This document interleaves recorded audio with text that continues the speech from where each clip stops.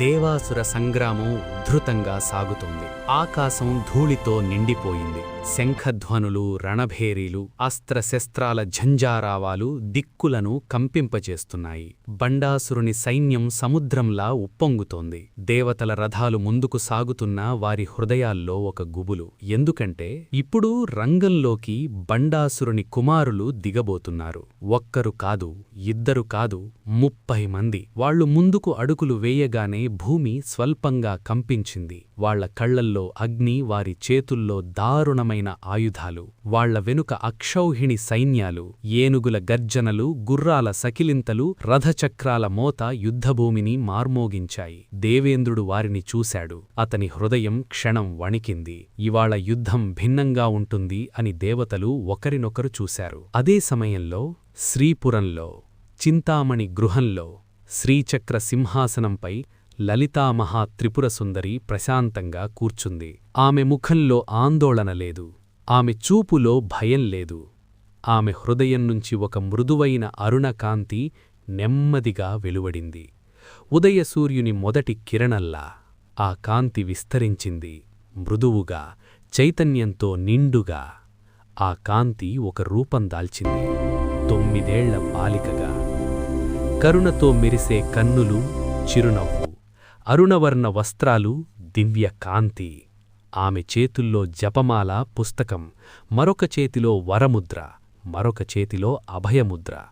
ఆమెనే బాలా మహాత్రిపురసుందరిదేవి. ఆ చిన్ని బాలిక తన తల్లివైపు చూసి మెల్లగా పలికింది, అమ్మా, నేను వెళతాను. లలితాంబిక స్నేహంగా అడిగింది, ఎక్కడికమ్మా? యుద్ధానికి. తల్లి చిరునవ్వు నవ్వింది, నిన్ను యుద్ధానికి తీసుకురాలేదు, నా పక్కన ఉండాలని తీసుకొచ్చాను. బాల యుద్ధరంగాన్ని చూసింది. ఆమె కన్నుల్లో ఉత్సాహం మెరిసింది. పిల్లలు ఆడుకోవడానికి బయలుదేరితే తల్లులు ఆపుతారా అమ్మా? ఆ స్వరం మృదువైన సంగీతంలా వినిపించింది.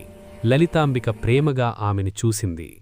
తరువాత తన శ్రీచక్ర రథం నుంచి ఒక దివ్యరథం వెలువరించింది. 1000 హంసలు లాగుతున్న తెల్లని రథం. హంసల రెక్కలు కాంతి తరంగాల్లా మెరిశాయి. బాల అందులో ఎక్కింది.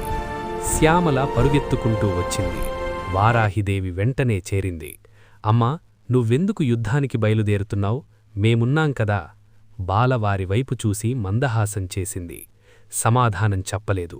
రథం ముందుకు కదిలింది. యుద్ధరంగం మధ్యలో 30 మంది రాక్షసకుమారులు నిలబడ్డారు. వారి నవ్వు గర్జనలా మార్మోగింది. చిన్న పాపను పంపారా యుద్ధానికి అని ఒకడు హేళనగా నవ్వాడు. మరొకడు గర్జించాడు, దేవతలు భయపడి పిల్లల్ని పంపుతున్నారా? వారి సైన్యం ముందుకు కదిలింది. శ్యామల, వారాహి ఆయుధాలు సిద్ధం చేసుకున్నారు. కాని బాలమాత్రం ప్రశాంతంగా నిలబడి ఉంది. ఆమె ముఖంలో కోపం లేదు. ఆమె కళ్లల్లో కరుణ మాత్రమే. ఒక్క క్షణం అద్భుతం జరిగింది. ప్రతి రాక్షసుడి ఎదుట ఒక్కో బాల ప్రత్యక్షమయ్యింది. 30 మంది రాక్షసులు 30 బాలలను చూశారు. ఆకాశం అరుణ కాంతితో నిండిపోయింది. వాళ్లు దిగ్భ్రాంతితో వెనక్కి తగ్గారు. ఇది మాయా?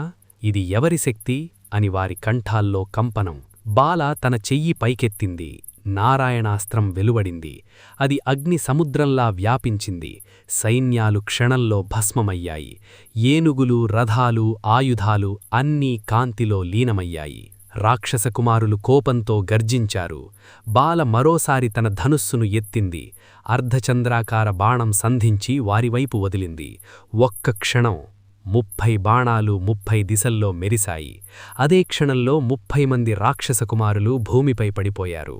నిశ్శబ్దం. రణభూమి ఒక్కసారిగా ప్రశాంతమయ్యింది. శ్యామల, వారాహి ఆశ్చర్యంతో నిలిచిపోయారు. వారి చేతుల్లోని ధనుస్సులు మెల్లగా కిందకు జారాయి. ఈ చిన్న పాపేనా ఇంత యుద్ధం చేసి ఇంతమందిని సంహరించింది అని వారిద్దరూ పరస్పరం చూశారు. శ్రీపురంలో లలితాంబిక సింహాసనం నుంచే అన్నీ చూస్తోంది. బాల బయలుదేరినప్పుడు మురిసింది. ఆమె యుద్ధం చూసి గర్వించింది. ఆమె సంహారం చూసి ఆనందించింది. ఆమె తన చిన్ని పాపను చిరునవ్వుతో స్వాగతించింది. ఆ నవ్వు దిక్కులన్నింటికీ మంగళనాదమయ్యింది. బాల కమలంపై నిలబడి ఉంది. అరుణ కాంతులు దిక్కులన్నింటినీ నింపుతున్నాయి. దేవతలు నమస్కరించారు. గంధర్వులు గానం చేశారు. దేవాంగనలు పుష్పవర్షం కురిపించారు. లలితాంబిక బాలను తన పక్కన కూర్చోబెట్టుకుంది. ఆమె తలపై చెయ్యి ఉంచింది. నీ లీలలు జగత్తుకు ఆశీర్వాదం అని ఆమె మృదువుగా పలికింది.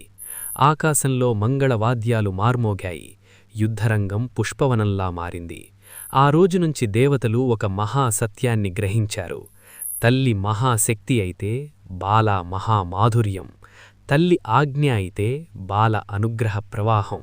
ఆమె నవ్వు ఇప్పటికీ వినిపిస్తూనే ఉంది, అరుణోదయ కాంతిలా, ప్రతి హృదయంలో మంగళ స్పందనలా.